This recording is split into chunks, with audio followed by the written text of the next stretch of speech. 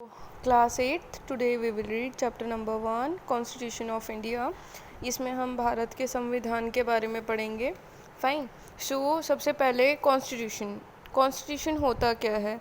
एक ऐसा written document जिसके अंदर सारे रूल्स और रेगुलेशन होते हैं, जिससे कि पूरी कंट्री जो है वो उसकी व्यवस्था चलती है, गवर्न होती है, उसको कॉन्स्टिट्यूशन बोलते हैं। कॉन्स्टिट्यूशन को सोल ऑफ डेमोक्रेसी भी बोला जाता है। इसका एम होता है पॉलिटिकल स्टेबिलिटी, ठीक है, यानी कि राजनीतिक जो है स्टेबिलिटी रहे।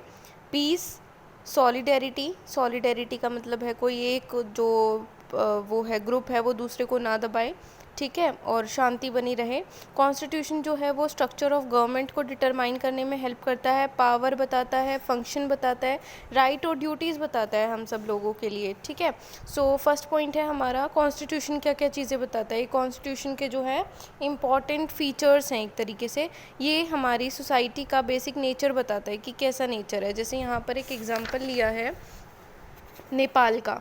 नेपाल जो है वो मोनार्की था पहले, ठीक है। मोनार्की का मतलब जहाँ पर किंग रूल करता था, बट धीरे धीरे बाद में क्या हुआ, 1990 में कुछ चेंज आए। किंग जो है वो हेड तो रहा स्टेट का, ठीक है, पर उसने बाद में प्राइम मिनिस्टर को इलेक्ट कराया था गवर्नमेंट चलाने के लिए, ठीक है।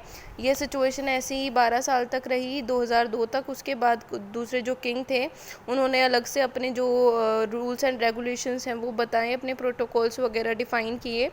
इसी के साथ साथ हम सेकंड पार्ट पे आते हैं। Second, it describe the nature of countries political system. ये हमारी कॉन्स्टिट्यूशन जो है हमारी कंट्री का पॉलिटिकल सिस्टम बताता है कि किस तरीके का नेचर है हमारी कंट्री के पॉलिटिकल सिस्टम का।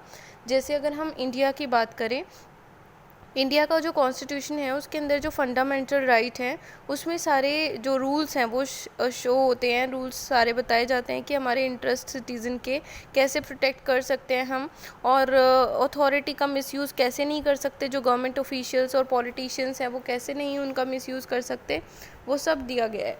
Third is another important function of the constitution is to protect the interest of minorities के इंटरेस्ट को प्रोटेक्ट करना, ठीक है। ये भी जैसे जो SC ST OBCs जो होते हैं, schedule caste, schedule tribe and OBCs जो होते हैं, इनके बारे में इनको डिप्राइव ना होने देना, ठीक है। इनको समाज में नीचा दर्जा ना मिले, वीकर सेक्शन ना मिले।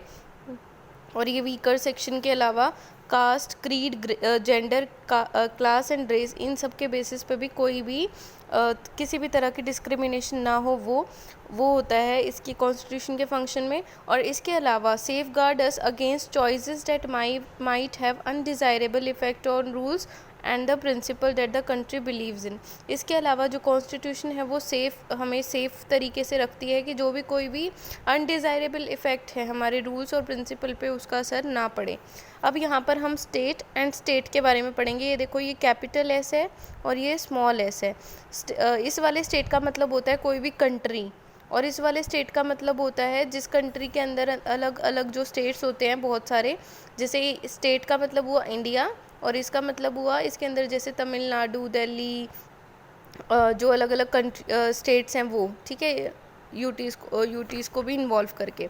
अब इसके बाद आते हैं इंडियन कॉन्स्टिट्यूशन की कॉन्स्टिट्यूएंट असेंबली, यानी कि ये जो जब बन रहा था कॉन्स्टिट्यूशन तब उसके बारे में हम बात करेंगे।